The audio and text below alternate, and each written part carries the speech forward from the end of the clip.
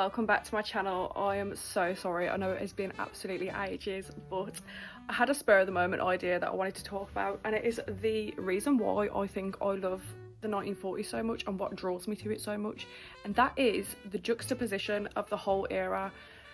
And when I say that, I mean, for example, how it was so modern yet so far behind at the same time.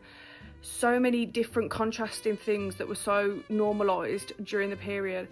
For example, how glamorous everyone looked and how normalised it was to be done up all the time, but yet they were facing such adversity. Another example is the fact that having your ears pierced in the 1940s was actually quite taboo and not very common. It was only more common for heavier earrings.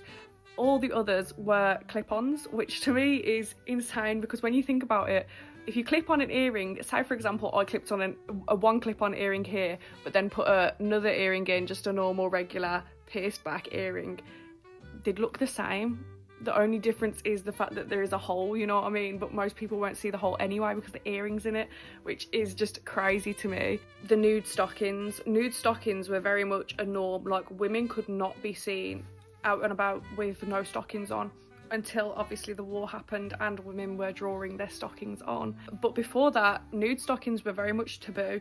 You couldn't be, like, if you were out and about wearing a dress, you had to have nude stockings on, or some form of stockings anyway, no matter what colour they were. However, I think most women just chose to wear nude stockings anyway. But then you've got the beach culture of the 1940s, which was very much bikinis, and again, you see people's legs there, so why is it different if you see them on the beach to if you see them out and about walking down the street? I just find that, like, I love it, it's crazy. Nuclear weapons and aircraft carriers that can carry thousands of people, but yet everyone doesn't have toilets indoors, like indoor toilets. Yeah, they've got bathrooms with baths and sinks, but a toilet, especially in the UK anyway, I can't speak for the rest of the world, but especially in England, I mean, my mum has told me before that one of my great-grandmas literally didn't have an indoor toilet until like the 80s, which is crazy to think about, but that was 20 years before I was born. 20 years before I was born.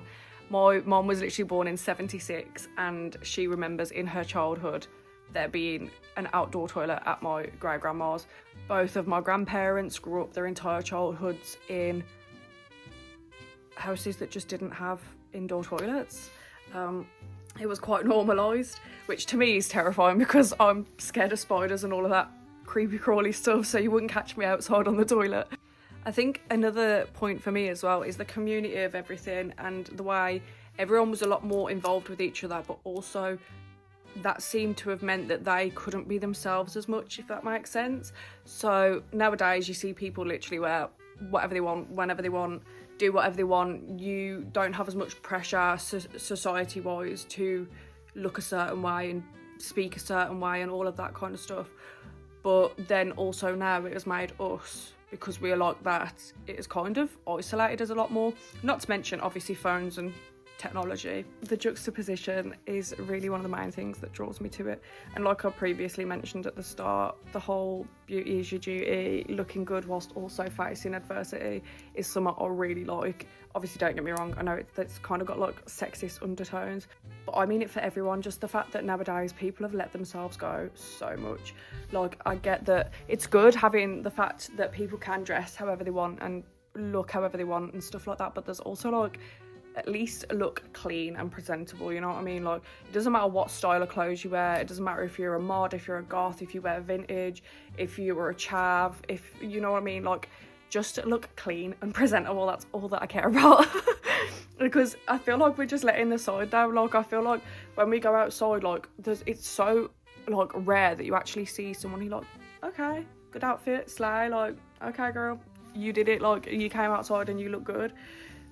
I don't feel like that's often nowadays, unfortunately. I feel like the only time people ever really get dressed up is like on a Saturday if they're going to the pub, the club, whatever else.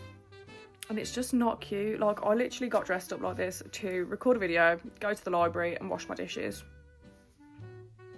Yeah. but it makes me feel nice. It makes me feel better in myself. I feel put together. I'm sorry if you've heard any banging during this video. I live in a block of flats, and for some reason it seems that every single day one of the flats is having work done to it. I can't escape it. It's the constant bane of my existence. Another thing I'd like to add is don't let money pressures or anything like that stop you from trying to look nice. You can always look clean and presentable, money or not. Like, don't get it twisted. I do this on a minimum wage budget. I live in a 1-bedroom council flat with my boyfriend. Like, we aren't made of money, but we try, and we always have done. I've always been brought up in council houses and council flats.